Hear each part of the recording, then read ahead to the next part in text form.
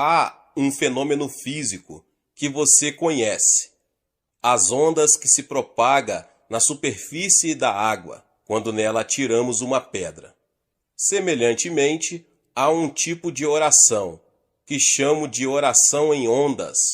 Uma vez por ano, os membros da Igreja do Evangelho Pleno de Ioido reúnem-se no Estádio Olímpico de Seul no outono e realizamos ali um culto de oração. Os participantes, em sua maioria, são membros da igreja e contamos com cerca de 100.000 pessoas. Se disséssemos apenas, vamos nos reunir a fim de orarmos juntos, nunca conseguiríamos orar intensamente durante uma hora. Reunir 100.000 cristãos num só lugar para orarem juntos não é fácil. Depois, porém, de termos introduzido o método denominado de oração em ondas, temos conseguido preencher com sucesso o nosso tempo de oração. Sem o emprego da oração em ondas, nossas reuniões de oração não poderiam continuar durante muito tempo. Em março de 1993, fizemos uma reunião de oração em Joanesburgo, num estádio, mas acabou sendo uma reunião de louvor, em vez de reunião de oração. Os organizadores da reunião procuraram induzir 30.000 pessoas a orar, mas não houve oração. Todos batiam palmas e se regozijavam muito no Senhor, mas dificilmente conseguiam orar durante mais que 5 ou 10 minutos. Queriam orar, mas não era fácil orar continuamente. Não é somente em Joanesburgo que isso acontece, pois viajo pelo mundo inteiro e vejo que a oração em conjunto, por um período considerável de tempo, é difícil. Mas ela se torna possível com o emprego da oração em ondas, e é por isso que esse tipo de oração é tão necessário. O que é a oração em ondas e como podemos orar segundo este método? Você deve começar pela área mais próxima, você mesmo em primeiro lugar. Então faça sua oração expandir-se para mais longe. A oração em ondas começa com você, porque você ora em favor da sua própria vida em Cristo. Você pede mais da sua graça e bênçãos e pelo atendimento das suas várias necessidades e problemas. Você deve orar a Deus com sinceridade a respeito das suas necessidades. Depois de ter orado a respeito de si mesmo, você passa a orar em favor dos seus íntimos, seu cônjuge, pela sua vida de fé ou suas necessidades e saúde. Você ora em seguida pelos seus filhos e pelos seus pais ou avós, se ainda vivem. Depois você ora pelos seus irmãos e irmãs, por suas necessidades pessoais. Depois de orar pelos seus familiares mais próximos, comece então a orar pelos demais parentes e pelos seus amigos. Peça a Deus que atenda às suas necessidades. Ore pela salvação e pelas muitas coisas de que necessitam. Ore para que a bênção do Senhor venha sobre eles. Depois de ter orado por eles, você poderá passar para o outro assunto: sua pátria, sua cidade, seus líderes e habitantes. Ore por todos os líderes da nação, pelo presidente e seus ministros, a fim de que venham a temer a Deus e cumprir fielmente os seus respectivos mandatos. Depois de orar pela pátria e seus patrícios, você poderá prosseguir e orar em prol das nações vizinhas. Os coreanos, por exemplo, oram em prol dos povos do Japão, da China, da Rússia e de outros países da Ásia. Oram pelos europeus, africanos, americanos e demais povos. Ao orarmos pela salvação de todos os povos da terra, estamos realmente apressando a segunda vinda do nosso Senhor Jesus Cristo. Para praticar este método da oração em ondas, prepare de antemão uma agenda ou lista com os nomes das pessoas ou os assuntos que devem ser objeto de oração e distribua às pessoas que vão orar para que haja o máximo aproveitamento. O pastor ou o líder no púlpito poderá dirigir esse tipo de reunião de oração com eficácia e o povo o atenderá. Ele pode, por exemplo, pedir à congregação assim: oremos primeiramente pelas nossas próprias necessidades durante 5 minutos. Em seguida, oramos pelos nossos familiares. Depois disso, oremos pela nossa nação e assim por diante. Uma vez que o pastor determinou os assuntos e o período de tempo determinado a cada um deles, deverá manter a ordem combinada, a fim de que todos possam orar juntos de um só coração dessa maneira. Se usarmos esse método de oração em ondas e observarmos o tempo determinado para cada área de petição, as pessoas não somente se reunirão para orar, mas também conseguirão orar durante 1 hora ou ainda mais. Para uma reunião de oração em massa, que consiste em centenas de pessoas, o método da oração em ondas é altamente recomendável. Deus abençoe a vida dos irmãos que ouviram essa palavra. Talvez você chegou aqui pela primeira vez e ainda não é inscrito aqui no canal. Se inscreva no canal e ative o sininho das notificações. Todos os dias são postados vídeos abençoados aqui no canal para te abençoar. Deixe também o seu like. Não esqueça de compartilhar esta palavra com mais pessoas. Nos vemos nos próximos vídeos. Amém. Pelo modo como Deus nos criou, estamos sempre querendo saber a razão das coisas, ou qual o benefício que nos trarão, para que nos sintamos motivados a realizá-las. E embora talvez não gostemos disso, não é fácil mudar essa nossa maneira de ser. Se tivéssemos percepção dos benefícios que a oração pode trazer, estaríamos orando muito. O incentivo opera com base no desejo. Para uma pessoa orar, ela precisa aprender a querer orar. Para chegarmos a orar de forma como a Bíblia determina que oremos, temos que cultivar um grande desejo de orar. E como se pode cultivar um forte desejo de orar? É a pergunta nessa noite, meus irmãos e irmãs. Precisamos enxergar claramente os benefícios temporais e eternos da oração. Examinando a palavra de Deus, a Bíblia Sagrada, encontramos orações poderosas. Vemos Moisés no seu ministério, um homem que tinha grande poder em oração e possuía uma forte autoridade para falar não somente aos inimigos de Deus, mas também ao povo dele.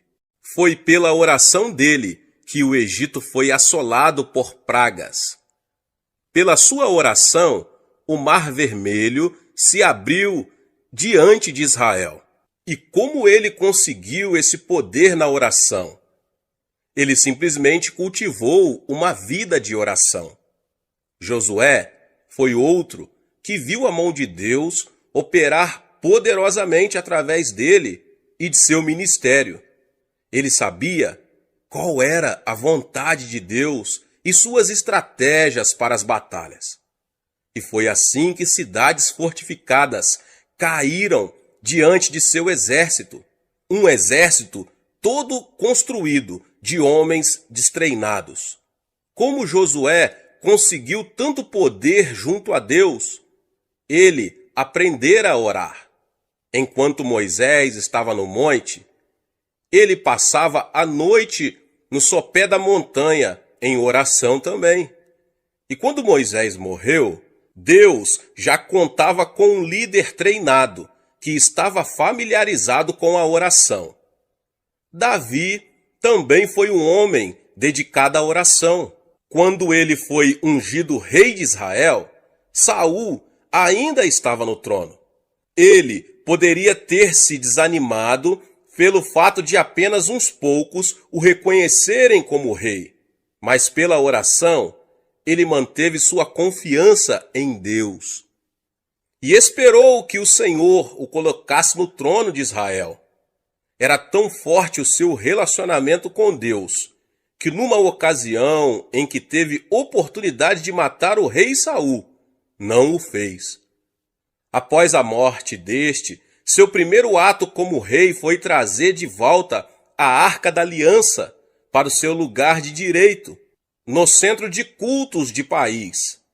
Quando analisamos o poder de Davi na sua vida e governo, vemos que a fonte desse poder era a prática da oração. Elias atuou como profeta de Deus numa das piores épocas da história de Israel. Nessa ocasião, o povo tinha se voltado para a adoração a Baal. E Elias orava com grande poder, desafiando os profetas de Baal. Sempre que lembramos a história de Elias, pensamos também no grande poder que ele possuía. Mas precisamos descobrir qual a origem desse poder. Ele era um homem de oração. Passava horas seguidas em oração e até mesmo dias. Foi por isso que, quando Elias foi arrebatado numa carruagem de fogo, em meio a um redemoinho, os filhos dos profetas foram procurá-lo no alto dos montes. Contudo, nenhuma outra pessoa manifestou o poder de Deus, como Jesus Cristo, o Filho de Deus. Antes mesmo de iniciar seu ministério público, ele passou muitas horas em oração ao Pai. Sabemos que passava longos períodos a sós com o Pai. Está aí a origem de seu poder. Ele não poderia fazer nada, a não ser que o Pai o revelasse a ele. Você está cansado das orações sem poder que saem de seus lábios? Está desejoso de que sua igreja inicie um poderoso ministério de oração para que seu bairro, cidade e estado conheçam o poder que há em sua igreja? Se este é o seu desejo, meu irmão e minha irmã, e se você se dispuser a pagar qualquer preço, então se prepare para ver Deus operar poderosamente e modificar sua vida e ministério, introduzindo-o numa nova dimensão de oração. Não há razão para que não ocorram milagres em nossas igrejas regularmente. Não há motivo para não haver pecadores sendo salvos pelo Espírito Santo. Ouvi contar certa vez sobre a passagem de Charles Finney pela pequena cidade de Huntington, no norte do estado de Nova York. Uma cidadezinha comum, onde um dia, quando Finney passava por ali de trem, o Espírito Santo desceu sobre os não convertidos. Alguns homens que estavam num bar, sentindo forte convicção de pecados, operada pelo Espírito Santo, caíram de joelho pedindo a Jesus que os salvasse. E se o Espírito Santo deu a Charles Finney um poder assim, será que não pode dar a nós também um ministério poderoso? É a pergunta, meus irmãos. Finney raramente falava sobre o segredo do seu poder, mas certo dia um repórter resolveu vigiá-lo e, por fim, o jornalista teve que concluir que a origem do poder de Finney era as longas horas que ele passava em oração, em comunhão com o Espírito Santo. Estou convencido de que aqui na Coreia estamos presenciando o início do avivamento que Deus nos prometeu. Embora toda a nação tenha conhecido de que Deus está operando em nossa igreja, ainda não experimentamos o poder de Deus, como veremos futuramente se permanecermos fiéis. E o poder de Deus não se manifesta apenas em curas, libertação de espíritos malignos e conversões em massa. Ele pode ser visto também no céu aberto que há sobre nosso país. O que quero dizer com isso? Quando um país tem este céu aberto, existe liberdade espiritual para se pregar o evangelho. O nível da fé é bastante elevado e não encontramos uma oposição maligna muito forte. Meus irmãos, em alguns países é difícil pregar porque existe muita oposição maligna. As forças satânicas que se opõem ao evangelho são muito fortes e não há muita fé. Isso cria dificuldades para nós que ministramos a palavra de Deus. Sinto muita facilidade para pregar na Coreia, mais do que em qualquer outro lugar. Quando exponho a palavra de Deus, imediatamente os pecadores atendem ao apelo para a salvação. Por que temos esta atmosfera espiritual? A resposta é a oração. Mas a oração não gera apenas o poder global, mas também o poder individual. Em meu ministério pessoal, aprendi a depender sempre do Espírito Santo.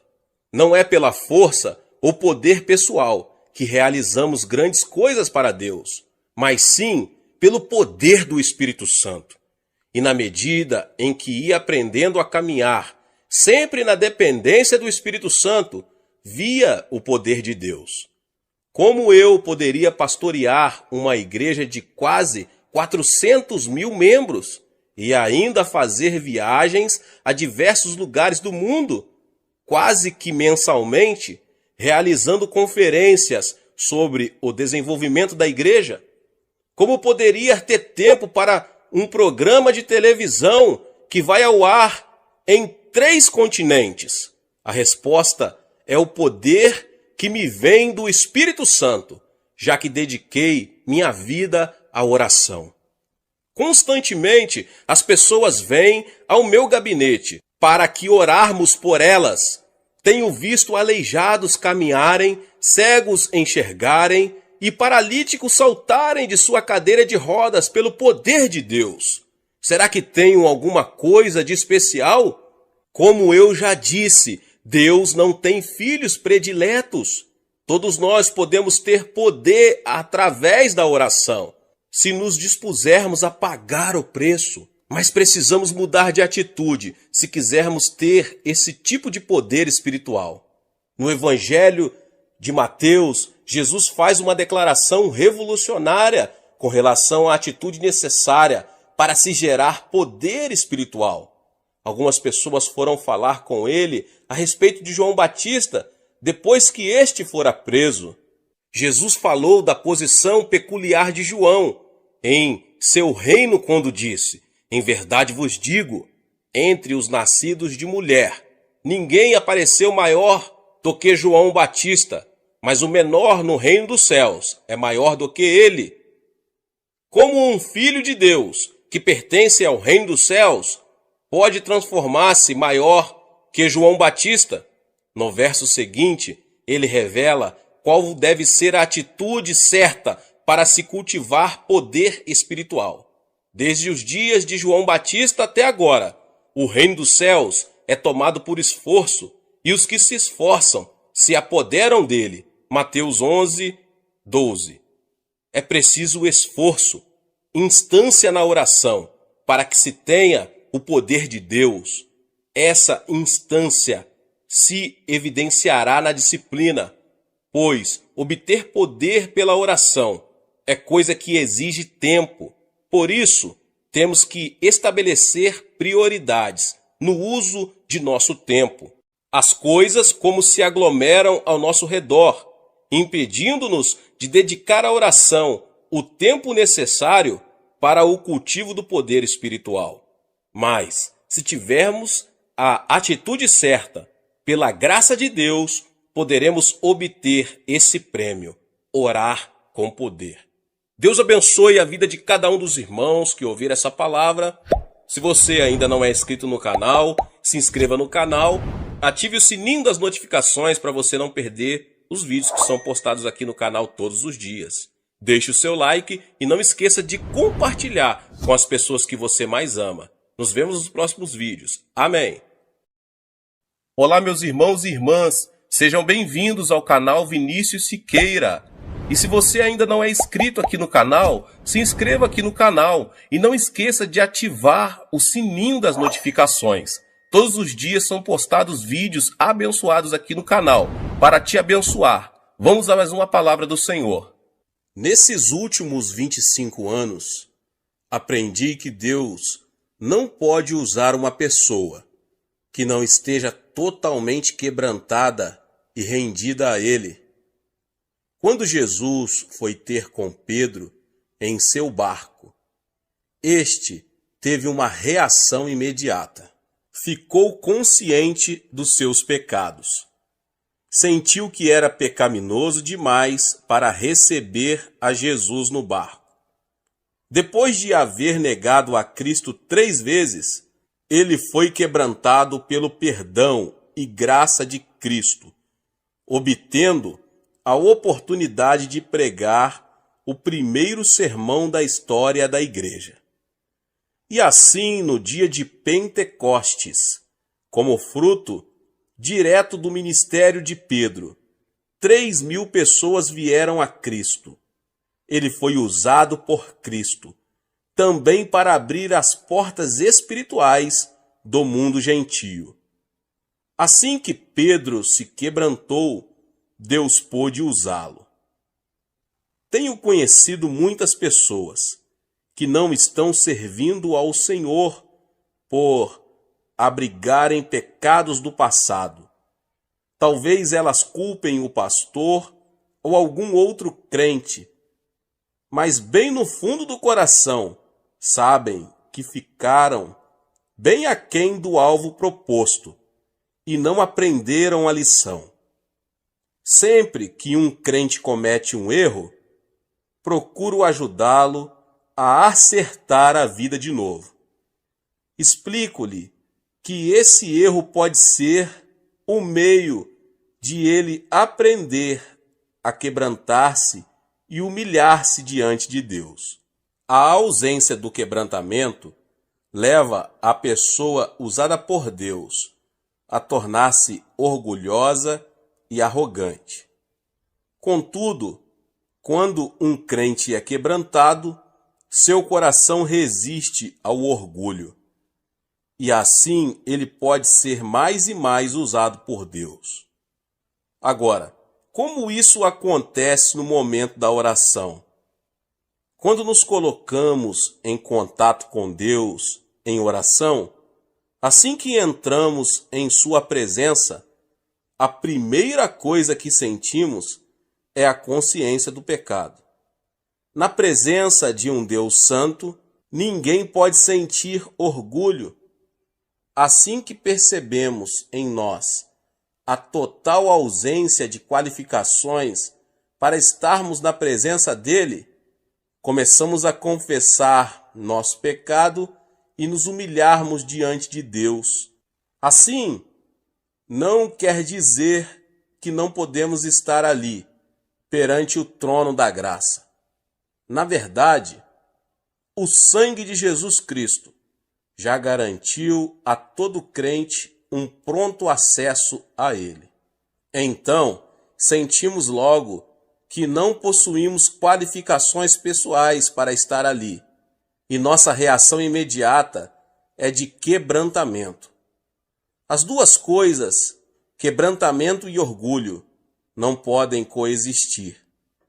O mais notável é que quando entramos na presença de Deus, tornamo-nos conscientes de reações, atitudes e atos que talvez até tenhamos esquecido.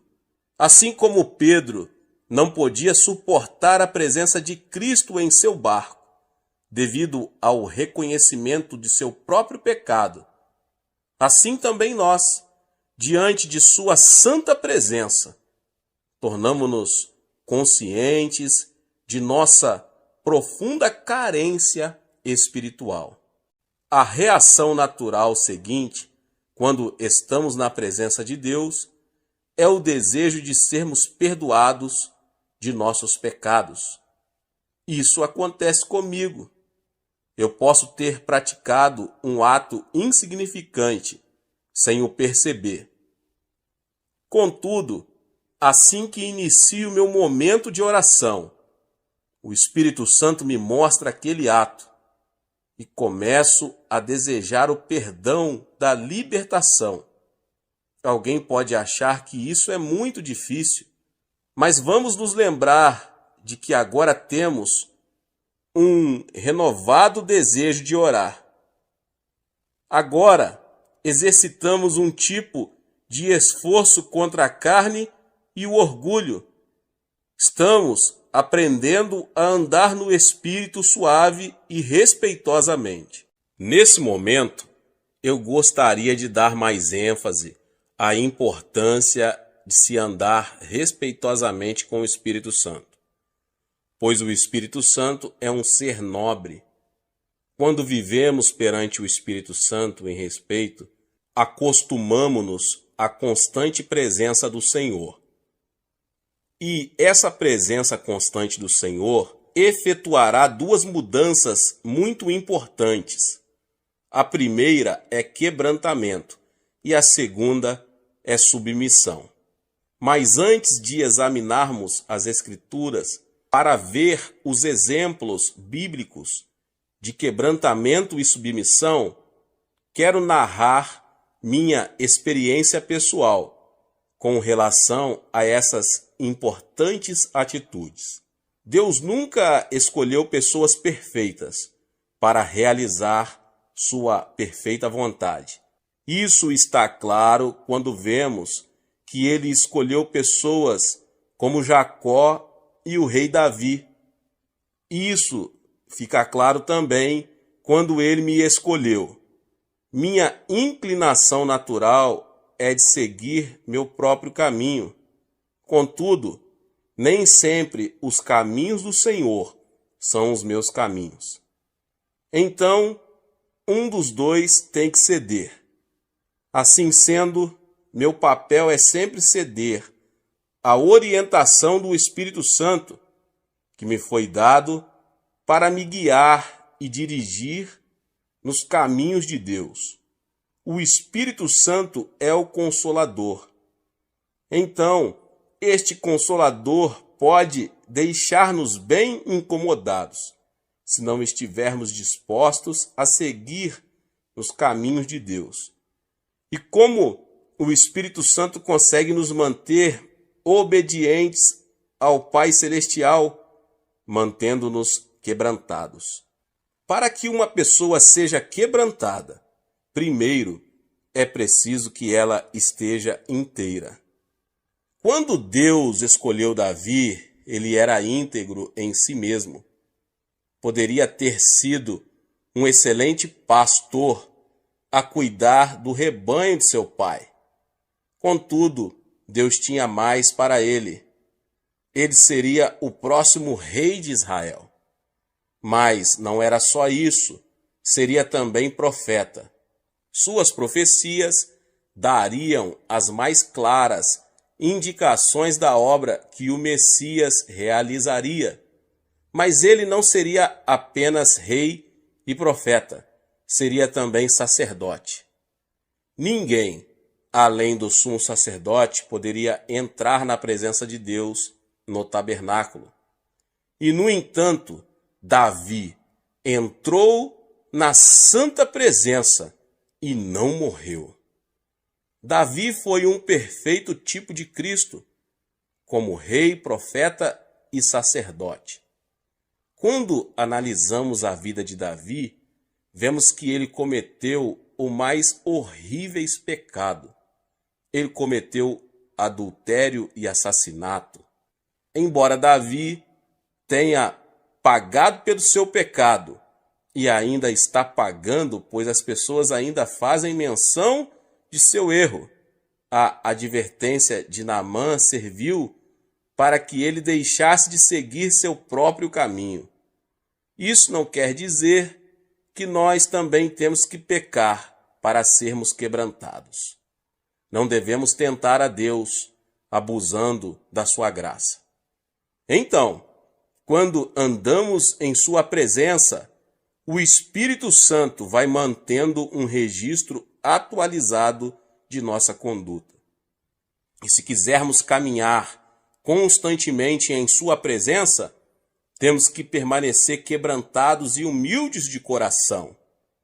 Viver dessa maneira é andar em sinceridade diante de Deus e de seu povo. Em nossa sociedade oriental, faz parte dos nossos costumes nunca humilhar um líder diante de seus liderados. O povo não gosta desse tipo de coisa. E próprio líder o evita a qualquer custo.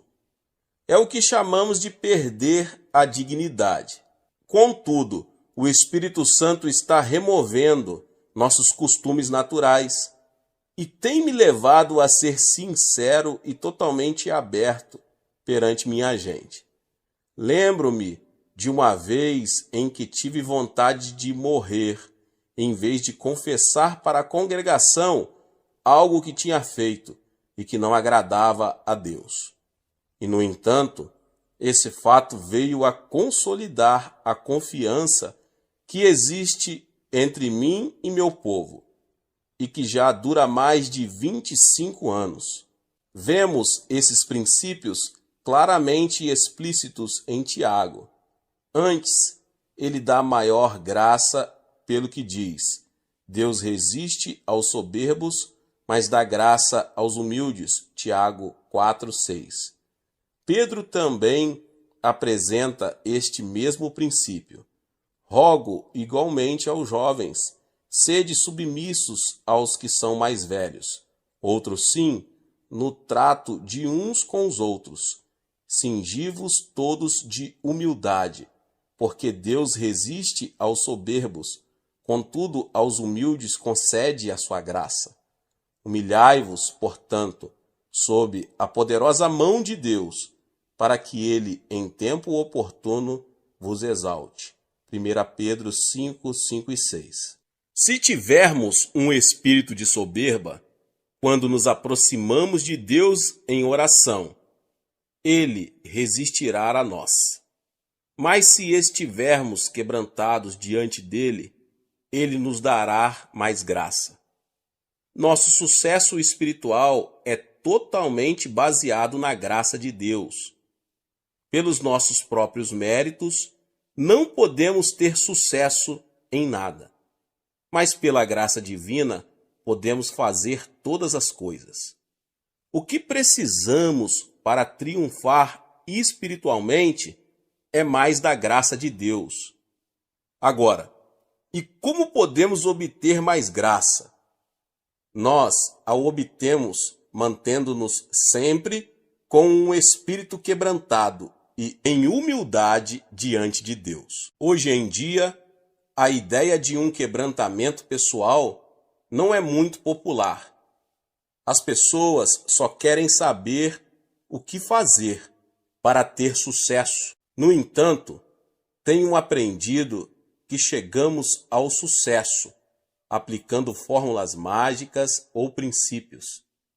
Temos que aprender o segredo do quebrantamento, que nos traz mais graça. E é a graça que, por fim, nos concede sucesso. Jó foi uma pessoa que aprendeu essa lição. Em paz eu vivia, porém ele me quebrantou. Jó 16:12. Davi, depois de recorrer ao auxílio divino e receber a libertação, fala de sua condição nos seguintes termos: sou como vaso quebrantado. Salmo 31:12. Então, o objetivo de Deus é quebrantar-nos e não esmagar-nos. Se nos quebrantarmos com uma atitude de humildade diante de Deus, não seremos feitos em pedaços. Num texto de Mateus, Jesus faz uma distinção clara entre ser quebrantado e ser esmagado. Perguntou-lhes Jesus: Nunca lestes nas Escrituras? A pedra que os construtores rejeitaram, essa veio a ser a principal pedra angular. Isto procede do Senhor e é maravilhoso aos nossos olhos? Portanto, vos digo que o reino de Deus vos será tirado e será entregue a um povo que lhe produza os respectivos frutos. Todo o que cair sobre esta pedra ficará em pedaços, e aquele sobre quem ela cair ficará reduzido a pó. Mateus 21, 42 ao 44. Para entendermos o princípio do quebrantamento, temos que analisar bem a comparação que aqui é feita. Cristo é a pedra angular do templo espiritual, a igreja. Neste contexto, o termo igreja não se aplica apenas ao corpo de crentes que foi formado no dia de Pentecostes. Aqui, ela representa todo o povo de Deus desde o seu início.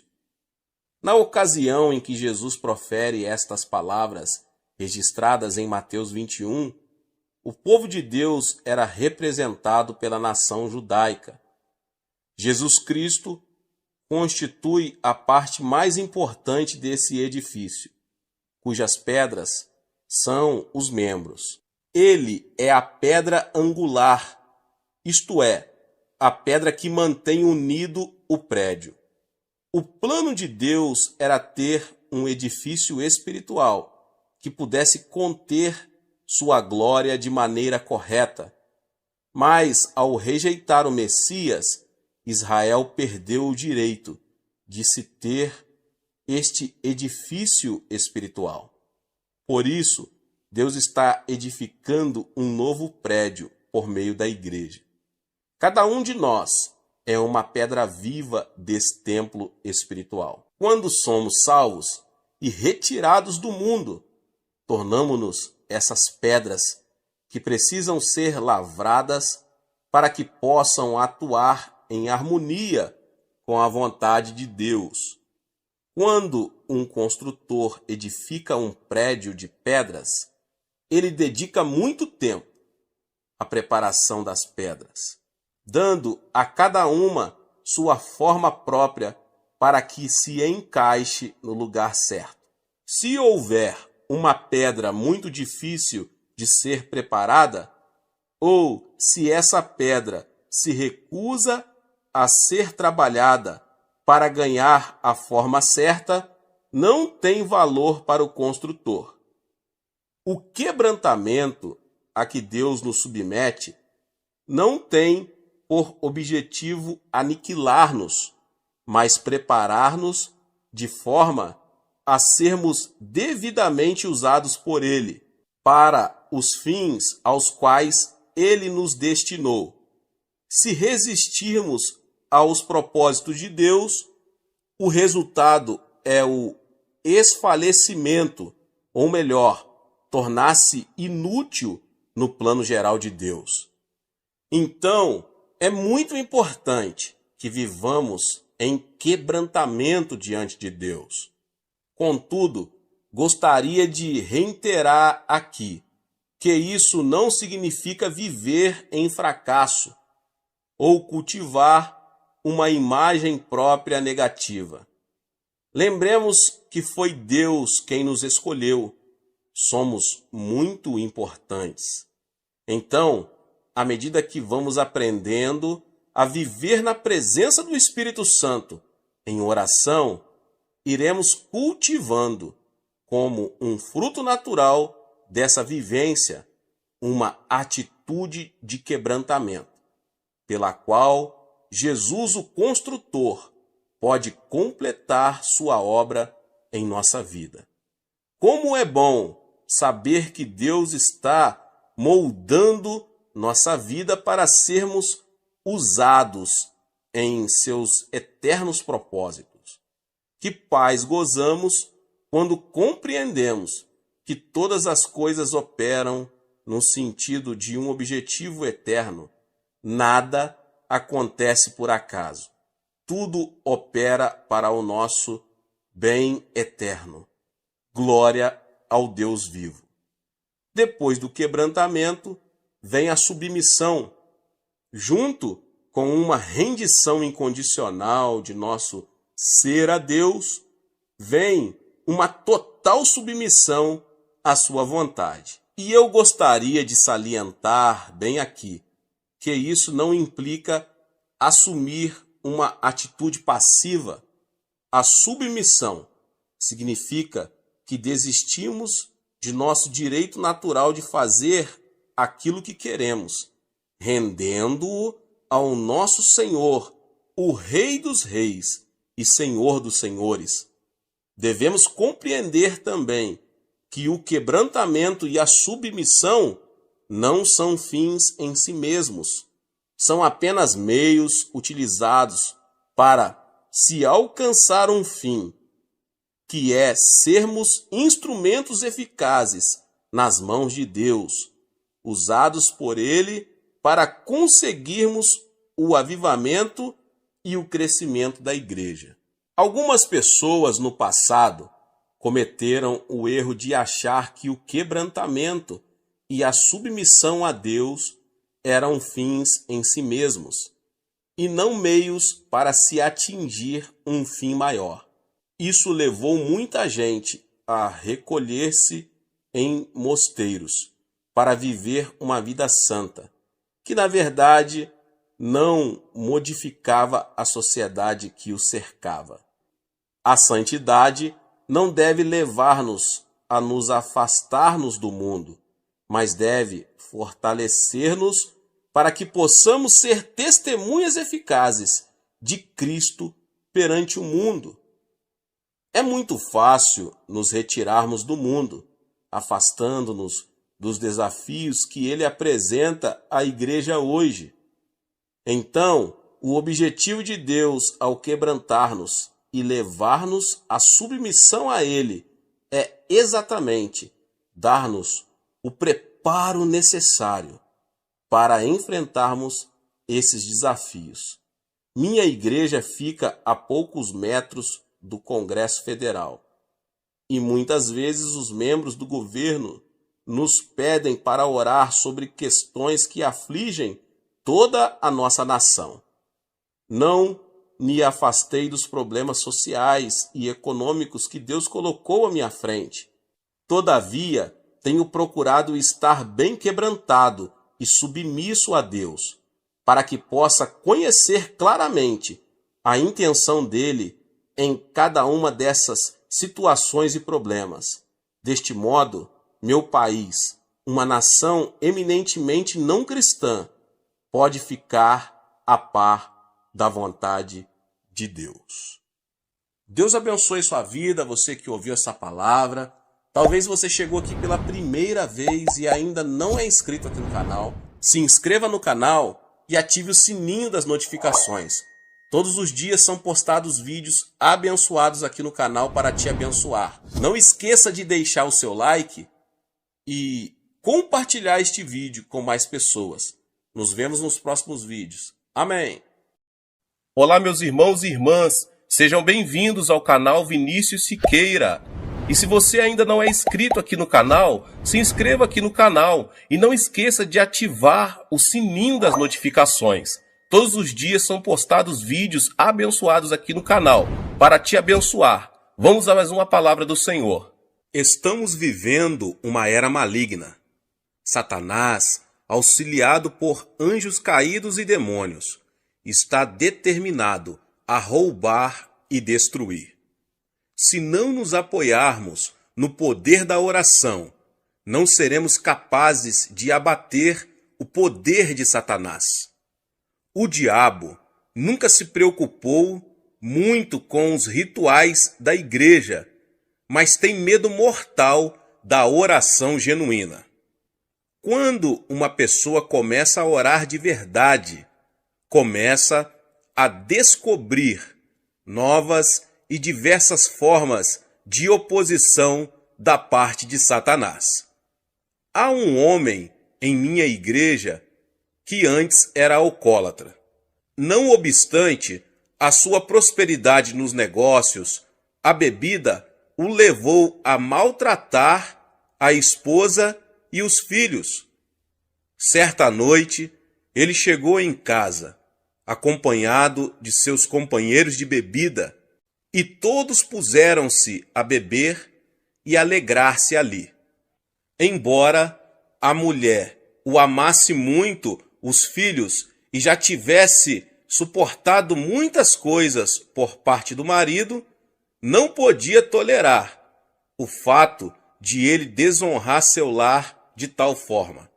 Chamou-o à parte e disse-lhe: querido, eu o amo, mas não aguento mais suas bebedeiras. E agora você ainda traz esses bêbados para casa? Não vou tolerar isso. Vou arrumar minhas coisas e ir embora. Amanhã, quando você acordar, eu já não estarei mais aqui. Apavorado com o choque de perder a família, ele ficou subitamente sóbrio. Como sua esposa era uma crente muito dedicada, ele se ajoelhou ali diante dela e começou a orar: Senhor, liberta-me desse terrível demônio do álcool. Pensando que o marido, além de embriagado, estivesse zombando de sua religião, a mulher ficou mais indignada. Ele já tentara diversas vezes libertar-se daquele vício, mas sem o conseguir. Agora que a esposa ameaçava abandoná-lo, estava ainda mais desesperado. Estava chorando quando ouviu uma voz interior que lhe vinha no coração: pela manhã você estará liberto. Tenho certeza de que amanhã estarei liberto, disse para sua esposa. Mas ela não pôde disfarçar uma expressão de incredulidade. Já ouvira muita dessas promessas antes. Então, de manhã, ela teve uma grande surpresa ao ver o marido jogando no lixo suas garrafas de bebidas caríssimas e seus cigarros. Será que está ocorrendo um milagre de libertação? Pensou consigo mesma. Depois, o homem entrou no seu carro, foi para seu trabalho e disse a todos os empregados de sua fábrica que Deus o libertara e que ele nunca mais iria beber nem fumar. Os colegas da fábrica não tinham coragem de rir na cara dele, mas acharam que isso era mais uma de suas resoluções. Ele havia feito o mesmo várias vezes anteriormente. Contudo, depois de algum tempo, todos ficaram convencidos de que alguma coisa tinha acontecido, pois sua vida se modificara totalmente. Hoje, toda a família está servindo a Jesus e ele é diácono de nossa igreja. Havia uma outra família que Satanás estava decidido a destruir. Contudo, através de muita oração e persistência, a esposa conseguiu obter uma vitória completa e total. Satanás é mentiroso e o pai da mentira. Ele tem prazer em roubar e destruir, mas Cristo nos concede autoridade sobre a obra dele quando aprendemos a orar. Para sabermos como a oração pode desbaratar o poder de Satanás, quando ele estiver operando em nossos amigos e entes queridos, precisamos entender o que a Bíblia ensina sobre ele. Sendo o dirigente do louvor celestial, Satanás tinha o acesso a Deus. Isaías diz o seguinte a seu respeito: como caíste do céu, ó estrela da manhã, filho da alva, como foste lançado por terra, tu que debilitava as nações. Tu dizias no teu coração: eu subirei ao céu, acima das estrelas de Deus, exaltarei o meu trono e no monte da congregação me assentarei nas extremidades do norte. Subirei acima das mais altas nuvens e serei semelhante ao Altíssimo. Contudo, serás precipitado para o reino dos mortos, no mais profundo abismo. Isaías 14, 12 ao 15. E Ezequiel tem outras informações. Estavas no Éden, jardim de Deus. De todas as pedras preciosas te cobrias, o sárdio, o topázio, o diamante, o berilo, o ônix, o jaspe, a safira, o carbúnculo e a esmeralda. De ouro se te fizeram os engastes e os ornamentos. No dia em que foste criado, foram eles preparados. Tu eras querubim da guarda ungido e te estabeleci. Permanecias no monte santo de Deus, no brilho das pedras andavas. Perfeito era nos teus caminhos, desde o dia em que foste criado, até que se achou iniquidade em ti. Na multiplicação do teu comércio se encheu o teu interior de violência e pecaste. Pelo que te lançarei, profanado, fora do monte de Deus, e te farei perecer, ó querubim da guarda, em meio ao brilho das pedras. Elevou-se o teu coração por causa da tua formosura, corrompeste a tua sabedoria por causa do teu resplendor. Lancei-te por terra, diante dos reis te pus, para que te contemplem. Todos os que te conhecem entre os povos estão espantados de ti. Vens a ser objeto de espanto e jamais subsistirás. Ezequiel 28, 13, 17 e 19. Por esse texto, vemos que Satanás ocupava uma posição de grande proeminência no glorioso reino celestial de Deus. Mas por que ele deseja nos roubar e destruir? Deus criou o homem à sua própria imagem e lhe deu domínio. Satanás teve inveja da posição que o homem ocupava e desde o início tentou destruir essa criatura especial de Deus. Assim que Adão e Eva morreram espiritualmente por causa de seu pecado, Deus fez a seguinte promessa: porei inimizade entre ti e a mulher, entre a tua descendência e o seu descendente. Este te ferirá a cabeça, e tu lhe ferirás o calcanhar. Gênesis 3,15. Assim, Satanás sabe que sua derrota final e suprema virá por meio da humanidade. Examinando a história humana, vemos que ele tem tentado impedir que essa promessa se realize. Primeiro, ele tentou corromper a raça humana.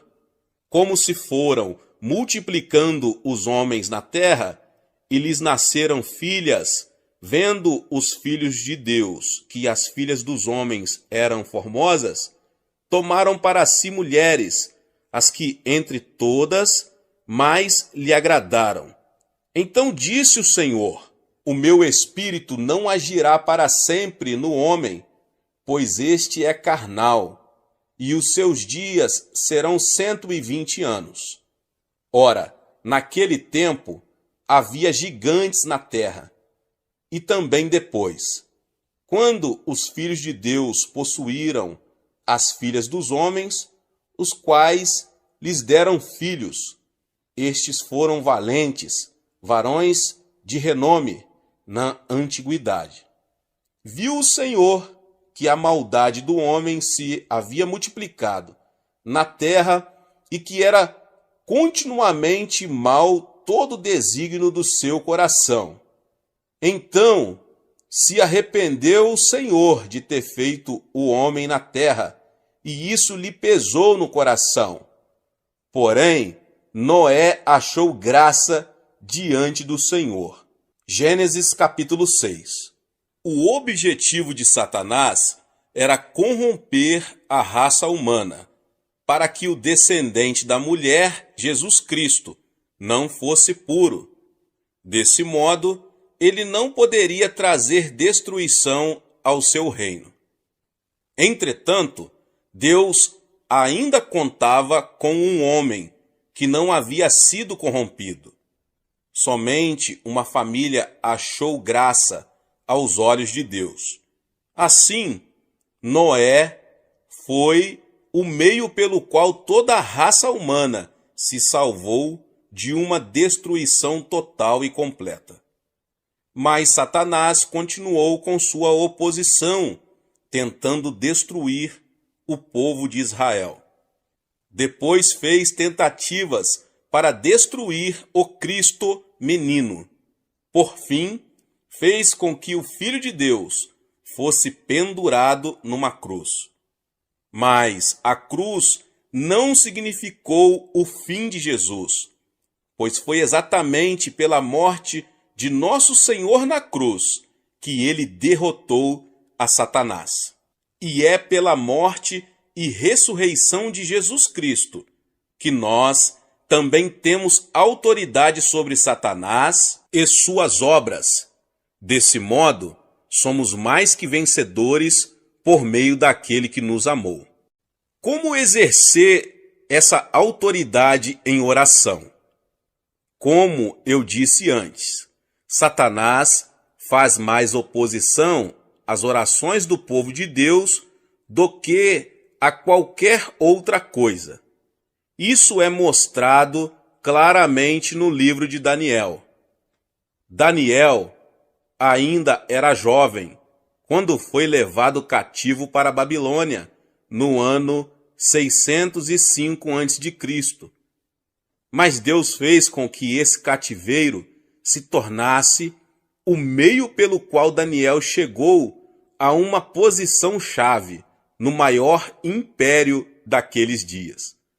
Assim como José, que prosperou no Egito, embora passando por reveses temporários, assim também Daniel foi usado por Deus, pelo fato de possuir o dom de interpretação de sonhos. Esse dom foi usado depois para revelar uma visão tão precisa de acontecimentos futuros que houve quem duvidasse da autenticidade de seu livro. No primeiro ano do governo de Dário, futuro governante universal do Oriente Médio, Daniel recebeu uma interpretação especial do texto de Jeremias 25:13. Ao perceber as implicações dessa nova interpretação para Jerusalém, começou sua conhecida oração intercessora em favor de seu povo. Principiou por confessar seus pecados, embora sua inabalável fidelidade a Deus fosse reconhecida por todos os judeus que se encontravam no cativeiro. Depois passou a pedir perdão para o seu povo, como vemos no capítulo 9. Em seguida, ele se põe a pedir o favor de Deus para seu povo. Ó Senhor, segundo todas as tuas justiças, aparte-se a tua ira e o teu furor da tua cidade de Jerusalém, do teu santo monte, porquanto, por causa dos nossos pecados e por causa das iniquidades de nossos pais, se tornaram Jerusalém e o teu povo opróbrio para todos os que estão em redor de nós. Agora, pois, ó Deus nosso, ouve a oração do teu servo e as suas súplicas, e sobre o teu santuário assolado, faze resplandecer o rosto, por amor do Senhor. Daniel 9, 16 e 17. E continuando em oração, sua súplica se tornou mais intensa e ardorosa. Ó Senhor, ouve, ó Senhor, perdoa. Ó Senhor, atende-nos e age. Não te retardes, por amor de ti mesmo. Ó Deus meu, porque a tua cidade e o teu povo são chamados pelo teu nome. E como Daniel permanecesse em oração, Deus mandou o anjo Gabriel para ir falar-lhe. Então o anjo lhe revela o modo como Satanás se opõe às orações do povo de Deus.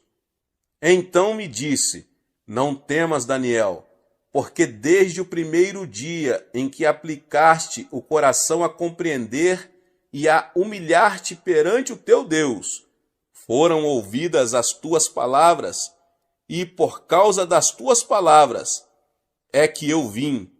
Mas o príncipe do reino da Pérsia me resistiu por 21 dias. Porém Miguel, um dos primeiros príncipes, veio para ajudar-me, e eu obtive vitória sobre os reis da Pérsia. Daniel capítulo 10, 12 e 13.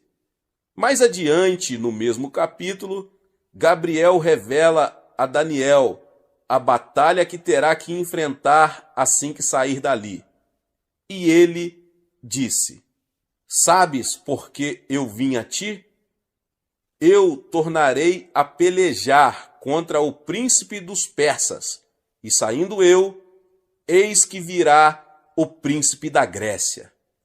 Mas eu te declararei o que está expresso na Escritura da verdade, e ninguém há que esteja ao meu lado contra aqueles, a não ser Miguel, vosso príncipe. No comentário do Antigo Testamento de Kiel e Deliche, um dos mais respeitosos comentários bíblicos, os autores afirmam que o príncipe da Pérsia era a força maligna que estava orientando os desenvolvimentos do Império Mundial que viria a seguir. Gabriel fora mandado por Deus até Daniel, mas os príncipes de Satanás, os anjos caídos, guerreavam contra o mensageiro de Deus. Já que Satanás não queria que a oração de Daniel fosse atendida, o arcanjo Miguel foi então chamado a acudir Gabriel nessa batalha. Daniel jejuou e orou durante 21 dias. Foi esse o tempo necessário para as forças espirituais de Deus derrotarem os anjos caídos. Em Zacarias 3, encontramos um verso em que o Senhor diz o seguinte a Satanás: o Senhor te repreenda, ó Satanás. Sim, o Senhor que escolheu a Jerusalém te repreenda. Não é este um tição tirado do fogo? Paulo também compreendeu bem a batalha espiritual que temos de enfrentar, pois disse: porque a nossa luta não é contra o sangue e a carne, e sim contra os principados e potestades, contra os dominadores deste mundo tenebroso, contra as forças espirituais do mal, nas regiões celestes. Efésios 6,12. Para vermos isso tudo sob uma perspectiva mais clara, temos que compreender bem a realidade espiritual, isto é, a realidade do que domino, a quarta dimensão. Satanás foi derrubado da posição que ocupava nos lugares celestiais, uma posição, aliás, bastante elevada. Nós fomos criados como seres um pouco mais elevados que os anjos, já que podemos entender as realidades espirituais. Satanás já sabe, desde os tempos do Jardim do Éden, que seu reino será destruído por meio da humanidade. Deus lhe deu o título de Príncipe da Potestade do Ar. Como ele pode exercer autoridade sobre a atmosfera da Terra? Ele tem conseguido exercer influência sobre as nações. Contudo, Deus tinha dado autoridade ao homem, mas este a perdeu por ocasião da queda, devido ao pecado de Adão. Entretanto, nunca houve uma época em que não houvesse uma testemunha de Deus no mundo. Seu povo sempre pôde exercer autoridade através da oração e intercessão. Depois, Cristo veio ao mundo e permitiu que os homens o julgassem e crucificassem.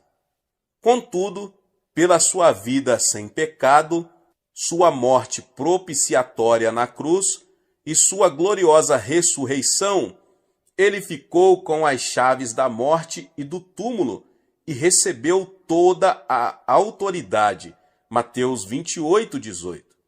E hoje, temos diante de nós a ordem de ir ao mundo todo e fazer discípulos de todas as nações para o reino de Deus. E essa ordem é fundamentada pelo fato de que Cristo conquistou toda a autoridade no céu e na terra. Quando aprendemos a orar no Espírito Santo e entendemos que recebemos autoridade espiritual, podemos imobilizar as forças de Satanás que atuam numa pessoa, em comunidades e até em nações. Entretanto, Satanás, que é um mentiroso e pai da mentira, tenta convencer-nos de que ele está no controle de tudo. Mas quando aprendemos a jejuar e orar e exercitar nossa legítima autoridade espiritual, Satanás e suas hostes são obrigados a se renderem à vontade de Deus. Como é essencial que conheçamos e compreendamos a importância da oração. Mas se não aprendermos a orar, não haverá meios de vermos a vontade de Deus realizada em nossa vida e ministério. Contudo, como já afirmei anteriormente, primeiro precisamos ter o desejo de orar. Nosso problema é que pensamos muito sobre a oração, lemos muita coisa a respeito dela e até recebemos instruções acerca da oração, mas não oramos. Chegou a hora de compreendermos que a oração é a fonte do poder. Chegou a hora de permitirmos que o Espírito Santo opere em nós um novo quebrantamento e submissão a Deus. Chegou a hora de aprendermos a exercitar nossa autoridade espiritual, procurando impedir a oposição de demônios. Chegou a hora de orarmos. Glória a Deus. Deus abençoe a sua vida, você que ouviu essa palavra. Talvez você chegou aqui pela primeira vez e ainda não é inscrito no canal. Se inscreva no canal e ative o sininho das notificações. Todos os dias são postados vídeos abençoados aqui no canal para te abençoar. Deixe o seu like e não esqueça de compartilhar esta palavra com mais pessoas. Amém.